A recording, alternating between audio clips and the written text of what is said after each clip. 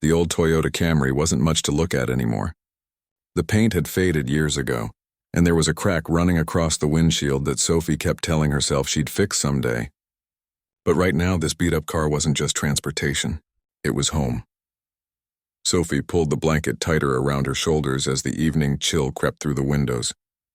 Beside her, curled up in the back seat, her 7-year-old daughter Bella slept peacefully, clutching a worn stuffed bunny that had seen better days.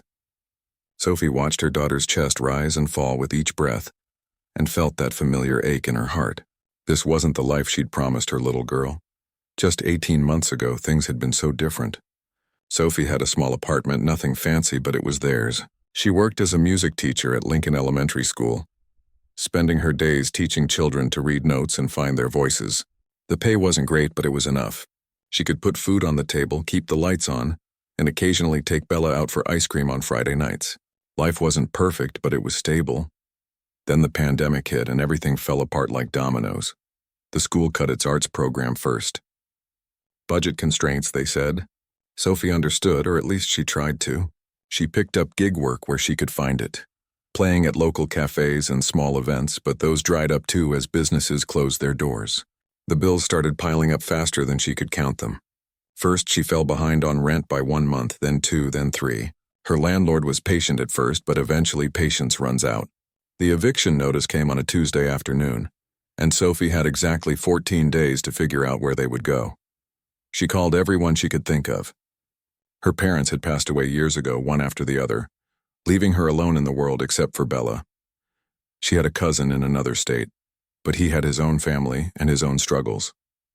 Friends offered couches for a night or two, but Sophie couldn't impose on anyone for long, not with a child, not when she didn't know when things would get better. So the car became home. Sophie tried to keep things normal for Bella. She'd wake her daughter up gently each morning, and they'd use the bathroom at the local park or the library. Sophie would braid Bella's hair carefully, making sure she looked neat and clean, as if they weren't living out of garbage bags stuffed with clothes. She'd drop Bella off at school with a packed lunch, cobbled together from whatever she could afford at the dollar store, and then spend her days trying to figure out their next move. She'd apply for jobs online using the free Wi-Fi at coffee shops, sitting in the corner with a single small coffee that she'd nurse for hours. She'd check her phone constantly, hoping for a call back, an interview, anything. But the responses were always the same. Overqualified, no current address. Position already filled. The rejection emails blurred together after a while. The hardest part wasn't even the sleeping in the car or the constant uncertainty. It was watching Bella try to pretend everything was okay. Her daughter never complained, not once. She never asked why they couldn't go home or when they'd have their own beds again. She just accepted this new reality with the kind of grace that broke Sophie's heart into smaller pieces each day. The guitar in the trunk was the only thing of real value Sophie had left. It had belonged to her father, a beautiful acoustic with a warm, rich sound that seemed to tell stories all on its own. He'd taught her to play when she was just a little older than Bella was now. After he died, the guitar became more than an instrument. It was a connection to him, to better times, to the person she used to be before life got so complicated. Sophie had thought about selling it a dozen times. She'd looked up its value online, calculated how many nights in a cheap motel it might buy them, how much food it could put in Bella's stomach. But every time she got close to posting the ad, she couldn't do it. The guitar was the last piece of her old life, the last reminder that she was more than just a woman living in a car. She was a musician. She was an artist. She was somebody. Today had been particularly rough. Sophie's bank account showed $11.37. The car was down to a quarter tank of gas. Bella had come out of school looking tired, and when Sophie asked what was wrong, her daughter said nothing, but Sophie knew.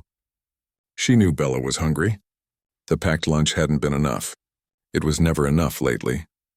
They drove to the downtown area as the sun started to set, painting the sky in shades of orange and pink. This was where the nice restaurants were, the ones with outdoor seating where people gathered after work to laugh and eat and enjoy their lives. Sophie parked a block away and sat there for a long moment, staring at her reflection in the rearview mirror. She looked tired. When had she started looking so tired? Bella stirred in the back seat and rubbed her eyes. "Mama, where are we?" "Just downtown, sweetie," Sophie said softly. How are you feeling? Are you hungry? Bella nodded and Sophie's heart clenched. She reached back and smoothed her daughter's hair. Okay, baby. Mama's got an idea. She'd never done anything like this before. She'd always been proud, maybe too proud. She'd worked for everything she had, never asked for handouts, never wanted anyone's pity. But pride doesn't fill a child's stomach. Pride doesn't keep you warm at night. And right now, watching her daughter's hopeful eyes, Sophie realized that pride was a luxury she could no longer afford. She got out of the car and opened the trunk, pulling out her father's guitar. The weight of it in her hands felt both familiar and foreign. She hadn't played much since losing the apartment, hadn't felt much like making music when her world was falling apart. But she remembered what her father used to say. Music isn't just for the good times, Sophie girl. Sometimes it's all we've got to get us through the bad ones. Sophie found a piece of cardboard in a nearby dumpster and borrowed a marker from a corner store, using the last of her change. Her hands shook slightly as she wrote the words, "We'll sing for food." Bella watched quietly as Sophie set up on the sidewalk near the busiest restaurant, the one with the pretty lights strung overhead and the smell of grilled food wafting onto the street. The dinner crowd was starting to gather, people in nice clothes talking about their days, their plans, their normal lives.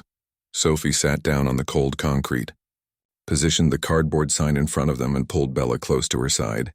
She looked down at the guitar, at her daughter, at the people walking past without seeing them. This was it. This was what rock bottom looked like. She took a deep breath, positioned her fingers on the familiar strings, and prepared to do something she never imagined she'd have to do. She prepared to bare her soul to strangers, to turn her talent into a plea, to trade the one thing she had left for the one thing her daughter needed most. It was time to sing. Sophie's fingers trembled as they hovered over the guitar strings. She'd performed hundreds of times before, in front of classrooms full of children, at small coffee shops, even at her own wedding years ago. But this felt different. This wasn't about entertainment or art. This was about survival, and that weight pressed down on her chest like a stone. Bella squeezed her hand. "It's okay, Mama. You have the prettiest voice in the whole world." Sophie looked at her daughter's face, so trusting and innocent, and felt tears prick at her eyes. She blinked them back. Not now. She needed to be strong right now. She gave Bella a small smile, kissed the top of her head, and turned her attention to the guitar. The first chord rang out into the evening air, clear and strong despite her shaking hands. Sophie closed her eyes and let muscle memory take over. Her father had taught her this song when she was 16, a haunting melody about hope and holding on when everything seems lost. Back then she'd thought it was just a pretty tune. Now she understood every single word. Her voice started soft, barely more than a whisper. A few people glanced over as they walked past, but most didn't even slow down. They were busy with their own lives, their own plans, hurrying from one place to another. Sophie was just part of the background noise of the city, another person on the street corner that was easier to ignore than acknowledge. But she kept singing. The second verse came stronger. Her voice had always been her gift, the one thing she knew she was truly good at. It was rich and full of emotion, the kind of voice that seemed to carry feelings rather than just notes. As a child, people used to stop and listen when she sang in church. As a teenager, she'd won every talent show she entered. As an adult, she'd made children fall in love with music just by showing them what the human voice could do. Now, that voice was all she had to offer. A woman in a business suit paused about 10 feet away, phone pressed to her ear, but Sophie noticed she'd stopped talking. She was listening. An older couple walking arm in arm slowed their pace as they passed. A young man on a bicycle actually stopped, one foot on the ground, his attention caught by something in the melody. Sophie opened her eyes and saw them, these strangers who had stopped their lives for just a moment to hear her song. It gave her courage. She sang louder, letting her voice carry over the sounds of traffic and conversation. She poured everything into it, every ounce of frustration and fear and desperate hope she'd been holding inside for months. The small crowd that had begun to form grew larger. More people stopped walking.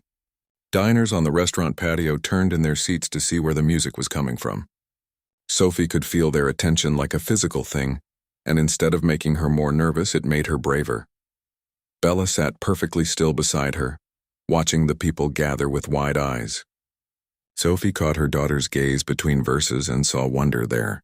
Maybe, just maybe, Bella was seeing her mama the way she used to be. Not just a tired woman living in a car, but an artist. A performer. Someone special. The song built to its chorus, and Sophie let her voice soar. She hit the high notes with a clarity that surprised even herself. Sustained them in a way that seemed to freeze time for just a moment. In that moment, she wasn't homeless. She wasn't desperate. She was just a woman with a guitar and a gift, sharing something beautiful with anyone willing to listen. When the last note faded into the evening air, there was a beat of absolute silence. Then someone started clapping. It was just one person at first, the older woman from the couple, but then others joined in. The applause spread through the small crowd like ripples on water. Sophie felt her cheeks flush. A mixture of embarrassment and something she hadn't felt in so long she'd almost forgotten what to call it. Pride. Not the stubborn kind that had kept her from asking for help, but the good kind. The kind that came from doing something well, from touching people with your art. A man in a suit stepped forward and dropped a $20 bill into the open guitar case at her feet. A younger woman added a 10. More bills followed, fluttering down like leaves. Bella's eyes went wide as she watched the money accumulate. More cash than they'd seen in one place in months. "You have an incredible voice," the older woman said, bending down to Sophie's level. Her eyes were kind, with wrinkles at the corners that suggested a life full of smiles. "Where did you train?" Sophie's throat felt tight. "Thank you. I went to the conservatory downtown, graduated about 10 years ago." The woman nodded, understanding flickering across her face as she took in the cardboard sign. The worn clothes, the small child pressed against Sophie's side. She didn't say anything about it, didn't offer pity or ask invasive questions. She just smiled warmly and added another bill to the guitar case before walking away. "Can you sing another one?" a voice called from the crowd. Sophie looked at the growing number of people, at the expectant faces, at the money in her guitar case that could buy Bella a real meal. Maybe even 2 meals. She adjusted her grip on the guitar and nodded. This time she chose something more upbeat. A folk song about traveling and finding your way home. It seemed appropriate somehow. As she sang, she watched the crowd grow even larger. People were actually gathering on purpose now. Not just stopping and passing, but settling in to listen. Some pulled out their phones, and Sophie could see the little red recording lights. A restaurant worker came out with a small amplifier. "Thought you could use this," he said simply, setting it down and running back inside before Sophie could thank him properly. She plugged in the guitar, and suddenly her music filled the entire block. More people came. The patio was full now, with diners abandoning their meals to step out onto the sidewalk. Sophie moved from one song to another, barely pausing between them. She sang everything she could remember, every song her father had taught her, every piece she'd performed with her students, every melody that had meant something to her at some point in her life. And people kept listening. Some stayed for one song and moved on. Others settled in for the long haul, sitting on the curb or leaning against buildings. The bills in the guitar case mounted. Sophie tried not to look at them, tried not to count, tried not to let hope become too dangerous a thing to hold on to. Between songs, Bella tugged on her sleeve. "Mama, that man is watching us a lot." Sophie followed her daughter's gaze and spotted him. He was tall, probably in his 40s, wearing casual but expensive-looking clothes. He'd been there since the second song, standing toward the back of the crowd, but unlike everyone else who was smiling or swaying or filming, he just stood very still, watching with an intensity that was almost unsettling. Sophie felt a flutter of worry. She'd heard stories about people who preyed on the vulnerable, who saw desperation as opportunity. She pulled Bella a little closer and made a mental note of where he was standing, but she kept singing because this was working. Against all odds, this desperate, humiliating plan was actually working. There was enough money in that guitar case now to feed Bella properly. Maybe even get them a motel room for the night, with a real bed and a hot shower.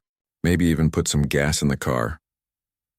As the sun disappeared below the buildings and the streetlights flickered on, Sophie began another song.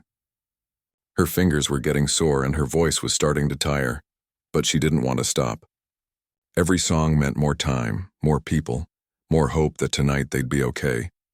What she didn't know was that the intense man in the back of the crowd was named Daniel, and he wasn't watching her the way she feared.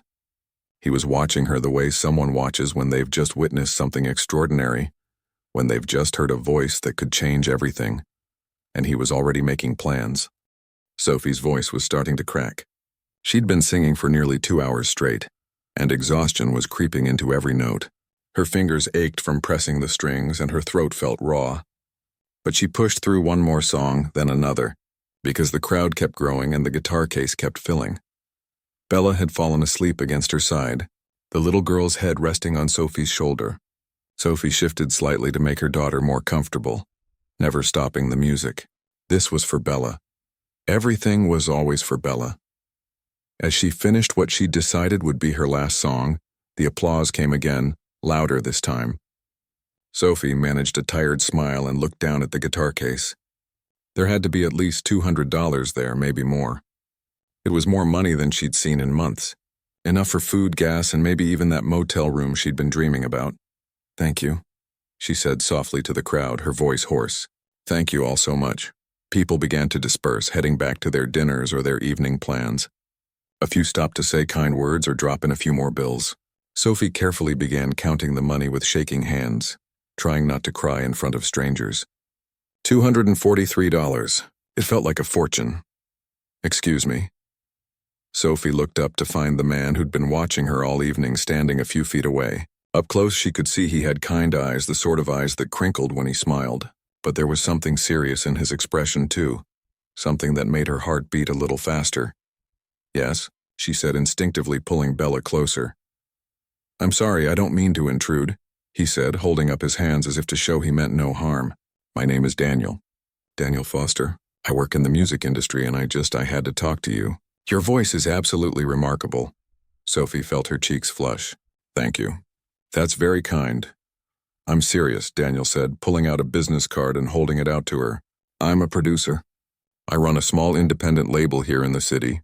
I've been doing this for 20 years and I can count on one hand the number of times I've heard raw talent like yours." Sophie took the card with trembling fingers, hardly daring to look at it. This felt like a dream, the kind of dream she used to have before reality got so hard. "I appreciate that really, but I'm not looking for any scams or anything. I can't afford to lose what little I have." "This isn't a scam," Daniel said gently. He glanced at the cardboard sign, at Bella sleeping against Sophie's side, at the car parked down the street with blankets visible in the back window. His expression softened. "Can I buy you and your daughter some dinner? Just at that restaurant right there. I'd really like to talk to you if you're willing." Sophie's first instinct was to say no, to protect herself and Bella, to not trust anyone, to take the money and run before something went wrong. But there was something genuine in Daniel's face, and more importantly, Bella hadn't eaten since lunch. That pitiful sandwich from this morning was long gone. "Okay," she said finally, "but somewhere public. And I keep my guitar with me." "Of course," Daniel said, nodding. "I understand completely." They settled into a booth by the window where Sophie could see her car. She kept the guitar case close and Bella on her lap until the little girl woke up, confused about where they were. When Bella saw the menu, her eyes went wide. "Can I really order anything, Mama?" Sophie's throat tightened. "Yes, baby. Anything you want." Bella ordered spaghetti and meatballs with extra cheese, and Sophie asked for a sandwich, though she was too nervous to feel hungry. Daniel ordered coffee and waited patiently while Bella ate, not pushing the conversation, just making small talk about the weather and the neighborhood. It wasn't until Bella was full and distracted by the crayons the waitress had brought that Daniel leaned forward and spoke quietly. "Can I ask what happened? You clearly have professional training. You should be performing in concert halls, not on street corners." Sophie looked down at her hands. She'd spent so long trying to keep her dignity, to not become a sob story, to not be pitied. But sitting in this warm restaurant with food in front of her and a stranger who seemed to genuinely care, something inside her broke open. "I was a music teacher," she said, her voice barely above a whisper, "at an elementary school. When the pandemic hit, they cut the arts program. I tried to find other work, but everything dried up. I fell behind on rent. We got evicted 6 months ago. We've been living in my car ever since." She couldn't look at him as she spoke, couldn't bear to see pity or judgment in his eyes. "I've applied for hundreds of jobs. I've tried everything, but everyone wants an address, references, proof of stability. How do you prove stability when you don't have a home? And I can't take just any job because I have Bella to think about. She needs her mother. She needs someone who shows up." "I'm not looking for charity," Sophie continued, finally meeting Daniel's gaze. "I'm not looking for anyone to feel sorry for me. I just needed to feed my daughter tonight. That's all this was supposed to be. Daniel was quiet for a long moment. When he spoke, his voice was thick with emotion. I had a sister, he said. She was a talented musician, too. Brilliant, actually. But she struggled with addiction and mental health issues. She ended up on the streets about 15 years ago, and I didn't find her in time. By the time I tracked her down, she'd been gone for 3 days. Sophie's hand went to her mouth. I'm so sorry. I've spent every day since then wondering if someone could have helped her. If someone had seen her talent, her worth, if things might have been different. Daniel wiped at his eyes. When I heard you singing tonight, it wasn't just about your voice, though your voice is incredible. It was about seeing someone who hasn't given up, someone who's fighting for their child, someone who deserves a chance. He pulled out his phone and opened an app. I want to do something, and I need your permission first. I recorded some of your performance tonight. I'd like to share it on my social media. I have a decent following in the music community, about 150,000 people. If it's okay with you, I'd like to tell them your story and see if we can get you some help. Sophie's mind raced. Part of her wanted to say no, to keep her pride intact, to not become some viral sob story. But she looked at Bella, who was drawing a picture of a house with flowers in front, and she thought about the car waiting for them outside. She thought about another night of trying to sleep sitting up, another morning of washing up in a public bathroom, another day of uncertainty. What would you tell them? She asked carefully. The truth, Daniel said, that you're a talented musician who's fallen on hard times, that you're a mother doing everything she can for her child, that you're asking for a chance, not a handout. I won't share anything you're not comfortable with, and I'll make sure people know to be respectful. Sophie looked at the business card still clutched in her hand. Daniel Foster, it read, owner of Riverside Records. She thought about her father, who'd always told her that sometimes you had to take a leap of faith, that sometimes help came from unexpected places. Okay, she whispered. You can share it. Daniel nodded and began typing on his phone. Sophie watched as he crafted a message, showing her before he posted it. The words were kind and respectful, focusing on her talent rather than her circumstances. He included a short clip of her singing, the one where her voice had soared on that high note. There, he said, pressing post. Now we wait and see. Sophie didn't know what to expect. She didn't let herself hope too much. After all, the internet was a vast place, and one video among millions probably wouldn't amount to much. She finished her sandwich while Bella showed Daniel her drawing, chattering happily about the house she wanted someday, with a big yard and a swing set. Daniel's phone started buzzing almost immediately. He glanced at it, then looked again, his eyebrows rising. Oh, he said softly. Oh, wow, what? Sophie asked. It's already got 5,000 views, Daniel said, staring at his screen. And it's only been 3 minutes. As they sat there in that restaurant booth, Daniel's phone kept buzzing. The view count kept climbing. And somewhere out there in the digital world, Sophie's voice was reaching people she'd never met, touching hearts she'd never know, setting in motion a chain of events that would change everything. But Sophie didn't know that yet. All she knew was that for the first time in months, she felt a tiny spark of something that felt dangerously like hope. Sophie woke up the next morning in a motel room, and for a brief, confused moment she forgot where she was. The mattress beneath her was soft. Real sheets covered her body instead of a thin blanket. Bella was sprawled beside her in the double bed, snoring softly, looking more peaceful than she had in months. Then it all came rushing back. The singing, the crowd, Daniel, the video. Sophie reached for her phone, which she'd plugged in to charge overnight, another small luxury she'd been without. The screen lit up with notification after notification. Her hand started shaking as she opened Daniel's message from last night. You need to see this, it read, with a link attached. Sophie clicked it and felt her breath catch in her throat. The video of her singing had exploded overnight. It wasn't 5,000 views anymore. It was 2 million and climbing. 2 million people had watched her sing on that street corner. 2 million people had seen her cardboard sign, her worn clothes, her sleeping daughter. The comment section scrolled endlessly. Most were kind, heartbreakingly kind. People praising her voice, sharing their own struggles, offering prayers and support. But some were cruel, questioning whether she was really homeless, accusing her of being a scammer, saying terrible things about her parenting. Sophie's stomach churned as she read them. Her phone rang, making her jump. It was Daniel. I know it's early, he said when she answered. But have you seen the news? I saw the video has a lot of views, Sophie said quietly, glancing at Bella to make sure she was still asleep. It's more than that. Local news picked it up. Channel 7 wants to interview you this afternoon. And Sophie, people want to help. Real help.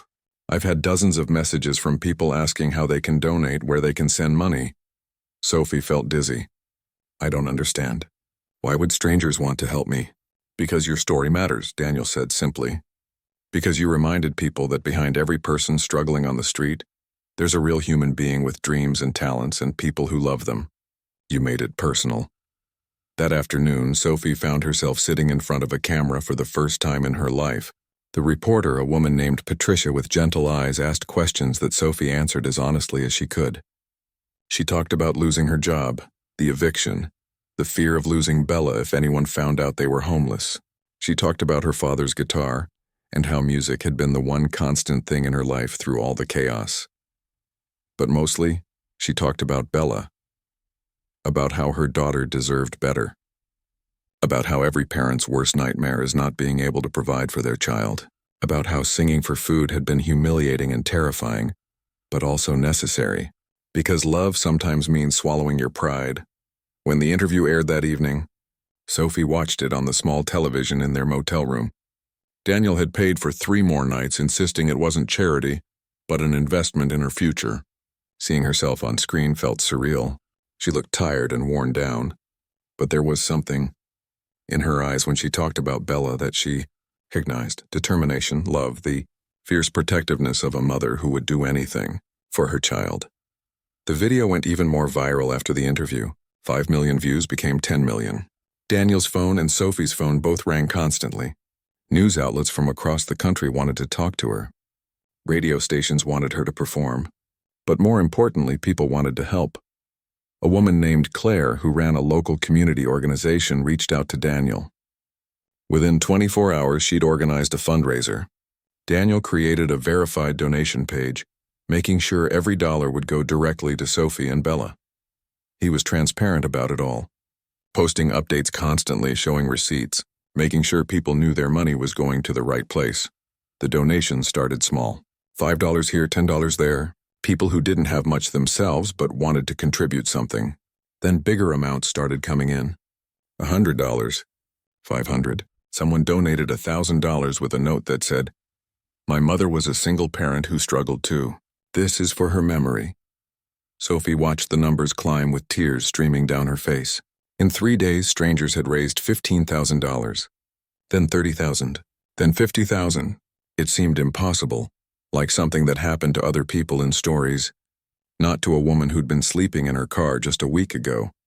But Daniel explained it to her one evening as they sat in a coffee shop, going over plans for her future. People want to believe in good things, he said.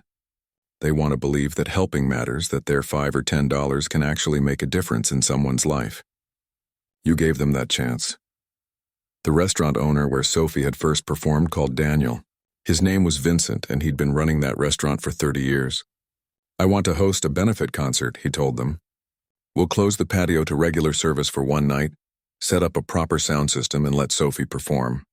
We'll charge admission and all proceeds go to her fund." Sophie could barely believe it. "You'd do that for me? You gave me the best entertainment my customers have seen in years," Vincent said with a warm laugh. "Besides, it's good business. Everyone wants to say they were there the night Sophie sang." The benefit concert was scheduled for the following Saturday. In the meantime, Claire helped Sophie find emergency housing assistance. There was an apartment available, a small 2-bedroom in a safe neighborhood with good schools. It wasn't fancy, but it was clean and affordable, and most importantly, it was theirs. The day Sophie signed the lease, she sat on the floor of the empty living room and cried. Bella ran from room to room, squealing with delight. "Mama, I have my own room." "Look, Mama, there's a closet. Can we get a real bed?" "Yes, baby," Sophie said, wiping her eyes. "We can get a real bed." Daniel had more news. "I want to offer you a recording contract," he said. "Nothing that ties you down or takes advantage. You'll have full creative control, and we'll work around Bella's schedule. I believe in your talent, Sophie. I think we can make something really special together." Sophie had to read the contract 3 times before she believed it was real. Daniel walked her through every clause, explaining everything in plain language, making sure she understood her rights. He introduced her to a lawyer friend who reviewed it for free and confirmed it was legitimate and fair.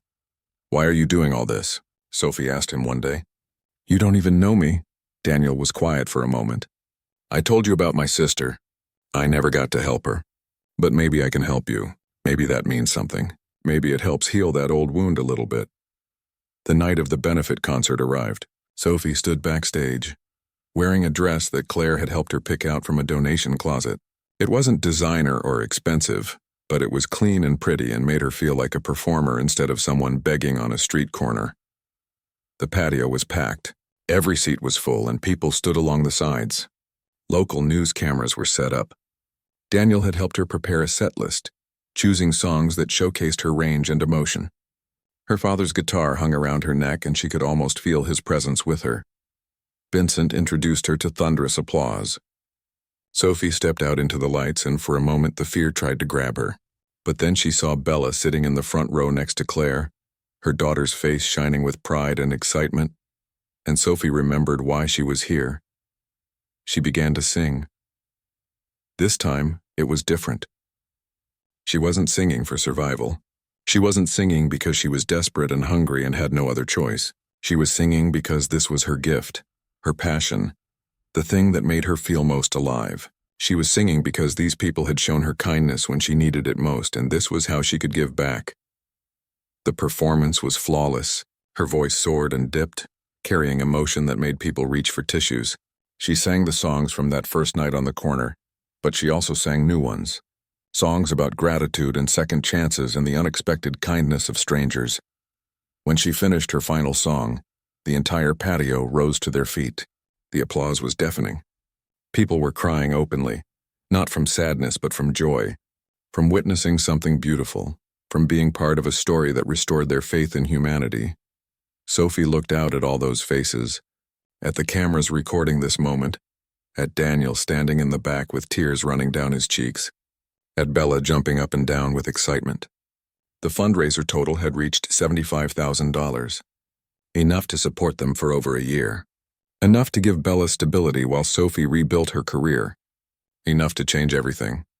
But more than the money, more than the apartment or the recording contract or the news coverage, what mattered most was standing on that stage and remembering who she was. Not just a homeless woman, not just a desperate mother, but Sophie, a musician, an artist, a survivor, someone who had asked for food and received so much more than she ever imagined possible. 3 months after that night on the street corner, Sophie stood in a professional recording studio for the first time in her life. The space was intimidating, with its soundproof walls and expensive equipment, but Daniel was there beside her, patient and encouraging as always. "Just sing like you did that night," he told her. "That raw emotion, that honesty. That's what people connected with. Don't try to be perfect. Just be you." Recording an album was harder than Sophie had imagined. It wasn't just about having a good voice. It was about consistency, about hitting the same notes the same way over and over, about technical details she'd never had to think about when singing in classrooms or on street corners. Some days she felt like she was finally finding her stride. Other days she wanted to give up, convinced she wasn't good enough, that this had all been a mistake. But Bella would come to the studio after school, sitting in the control room with headphones too big for her head, watching her mama with eyes full of wonder. And Sophie would remember why she was doing this. Not for fame or money, but because she'd been given a second chance and she owed it to herself and her daughter to make the most of it. The apartment was slowly becoming a home. They'd furnished it bit by bit, mostly with donated items that people had kindly offered. Bella's room had a real bed now, with a pink comforter she'd picked out herself. They had a kitchen table where they ate breakfast together every morning. They had a bathroom where they could shower whenever they wanted, with hot water that never ran out. Small things that most people took for granted felt like miracles to Sophie. Bella was thriving. Her teacher said she seemed happier, more focused. She'd made friends at school, and had been invited to her first birthday party since they'd become homeless. Sophie had cried in the grocery store while buying the present, overwhelmed by the simple normalcy of it all. But it wasn't all easy. Sophie still woke up some nights in a panic, thinking she was back in the car, She still checked her bank account obsessively, afraid the money would somehow disappear. She still felt guilty sometimes, wondering if she deserved all this help when so many others were still struggling. Daniel noticed her mood one day in the studio. "You're thinking too much," he said gently. "I can hear it in your voice." "What's wrong?" Sophie set down her headphones. "There are thousands of people out there just like I was. Talented people, good people, people with children. Why did I get saved when they're still out there? What makes me special?" "Nothing makes you special," Daniel said, and Sophie flinched at the bluntness of it. But then he continued, "And everything makes you special. You're not special because you're more deserving than anyone else. You're special because someone saw you, someone helped you, and you had the courage to accept that help.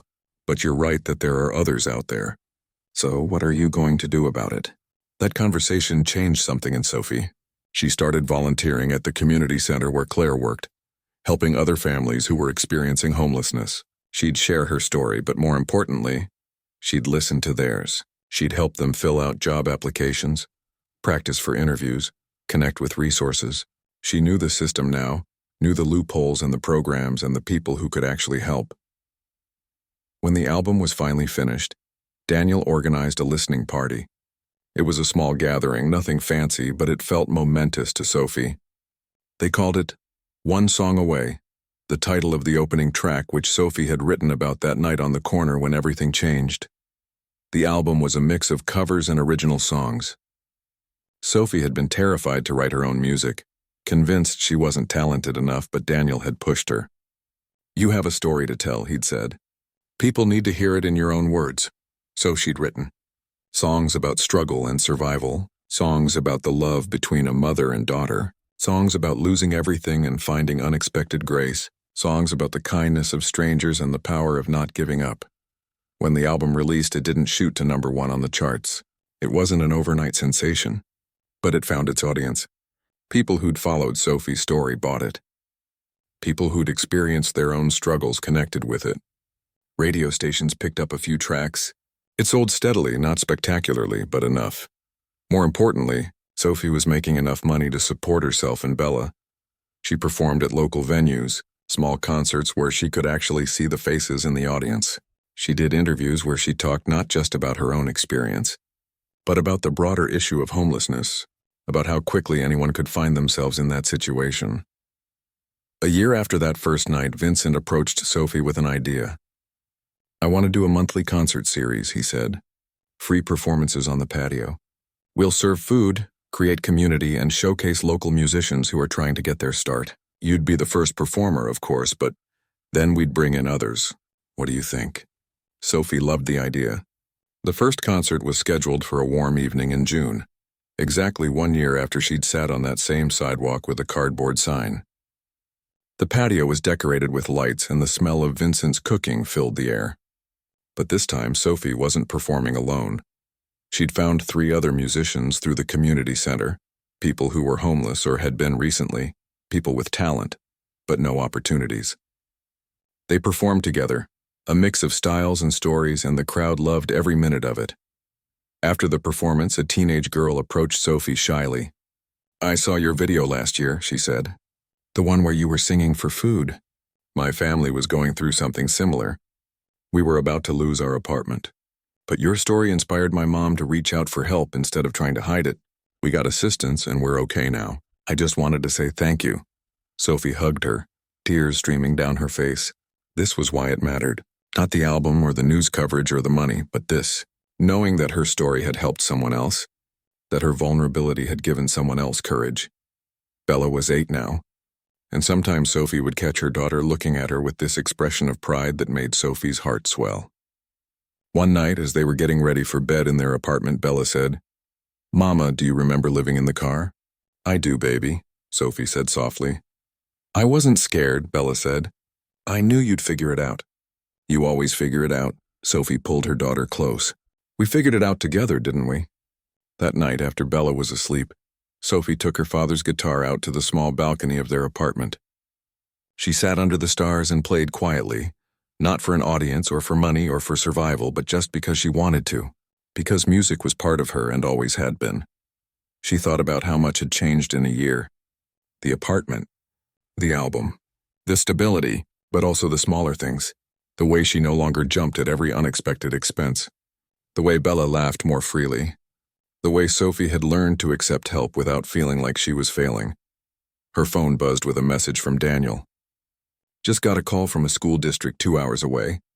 They want to restart their music program and they're looking for a director. Thought of you. Interested? Sophie stared at the message for a long time. A year ago, she'd lost a teaching job and thought her career in music education was over forever. Now here was a chance to return to what she'd always loved. But with so much more experience and perspective, she typed back, "Tell me more." Because that was the thing about second chances. They didn't erase the past or make the hard times disappear. But they gave you the opportunity to take everything you'd learned, everything you'd survived, and build something new, something stronger. Sophie looked out at the city lights, at the streets where she'd once driven around looking for safe places to park for the night. Somewhere out there, she knew, were other people just like she'd been, scared, desperate, trying to hold on. She couldn't save them all. She couldn't fix the systems that had failed her and continued to fail so many others. But she could use her voice. She could tell her story. She could help where she could, when she could. She could be living proof that rock bottom wasn't the end, that sometimes all you needed was one person to see you, really see you, and offer a hand. Sophie had asked for food in exchange for a song. She'd received so much more. And now every day she tried to give back that same gift, not just through her music but through her presence, her advocacy, her refusal to forget where she'd been or the people still there. She played one more song on the balcony, her voice carrying out into the night. Somewhere out there, maybe someone heard it, maybe someone who needed to hear it, and maybe, just maybe, it gave them a little bit of hope to hold on to. Because that's what music does. That's what kindness does. That's what one song can do. It changes everything.